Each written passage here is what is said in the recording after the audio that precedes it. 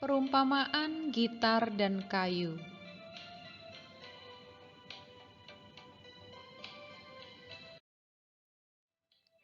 Pada suatu hari, segerombolan penyanyi melewati Pertapa Siddhartha yang sedang bermeditasi. Sambil berjalan, mereka bergurau dan bergembira, dan seorang di antara mereka menyanyi syair berikut.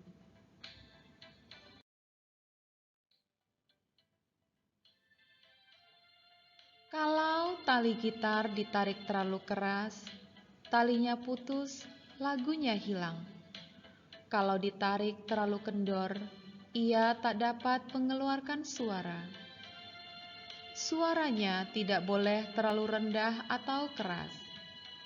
Orang yang memainkan harus pandai menimbang dan mengiranya.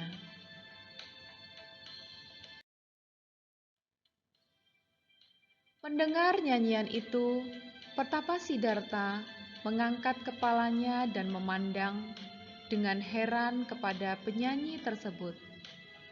Sungguh aneh keadaan di dunia ini, bahwa seorang calon Buddha menerima pelajaran dari rombongan penyanyi.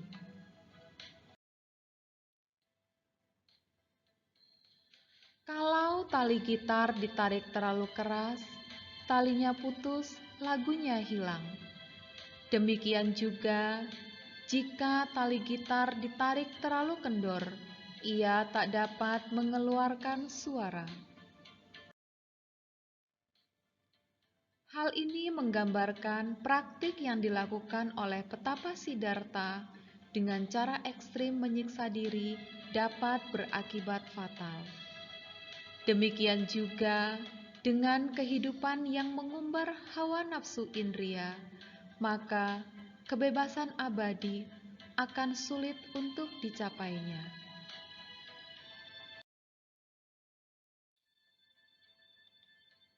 Karena bodoh, aku telah menarik terlalu keras tali kehidupan, sehingga hampir saja putus. Memang seharusnya aku tidak boleh menarik tali itu terlalu keras atau terlalu kendor. Secara tiba-tiba, dalam batin Pertapa Siddhartha muncul 3 perumpamaan yang tidak pernah terpikirkan sebelumnya.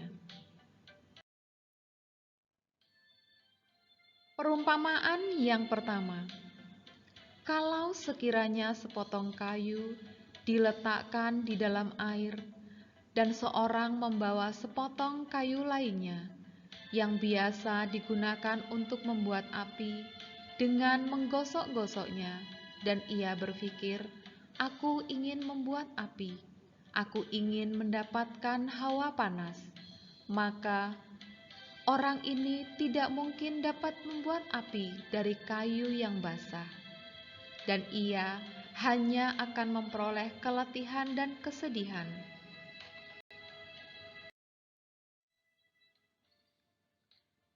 Hal ini menggambarkan bahwa para pertapa dan brahmana yang masih terikat kepada kesenangan nafsu-nafsu indria dan batinnya masih terikat ingin menikmati kesenangan, pasti tak akan berhasil mencapai penerangan agung.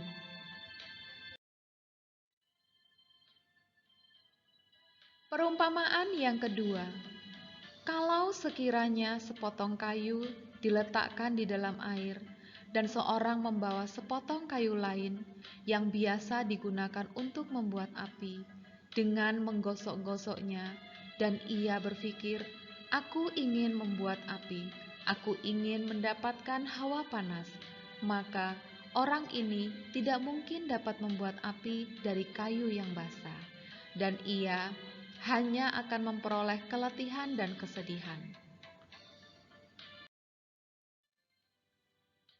Begitu pula para petapa dan brahmana yang masih terikat kepada kesenangan nafsu-nafsu indria dan batinnya masih ingin menikmatinya, pasti juga tak akan berhasil mencapai penerangan agung.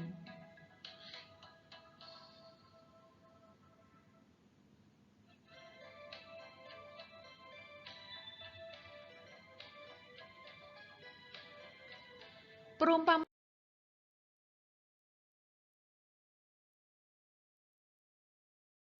yang ketiga, kalau sekiranya sepotong kayu kering diletakkan di tanah yang kering, dan seorang membawa sepotong kayu lainnya yang biasa digunakan untuk membuat api dengan menggosok-gosoknya, dan ia berpikir, "Aku ingin membuat api, aku ingin mendapatkan hawa panas," maka orang ini pasti dapat membuat api dari kayu yang kering itu.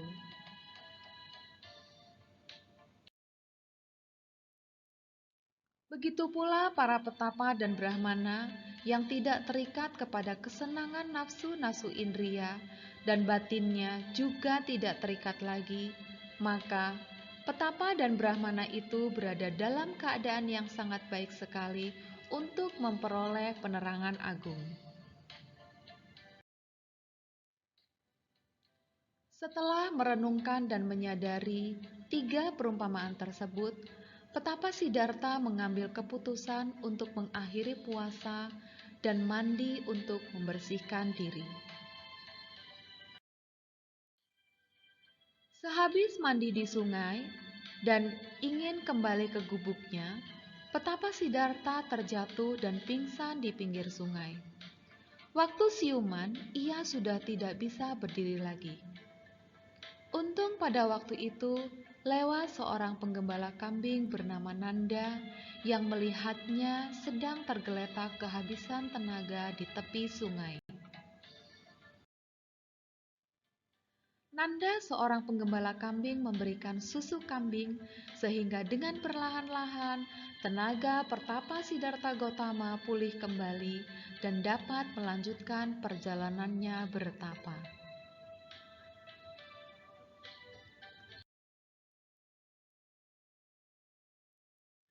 Sejak hari itu, petapa Siddhartha diberi makanan air tajin untuk mengembalikan kekuatan dan kesehatannya. Selanjutnya, dalam waktu yang tidak lama, petapa Siddhartha sudah dapat makan makanan yang lain sehingga kesehatannya pulih kembali.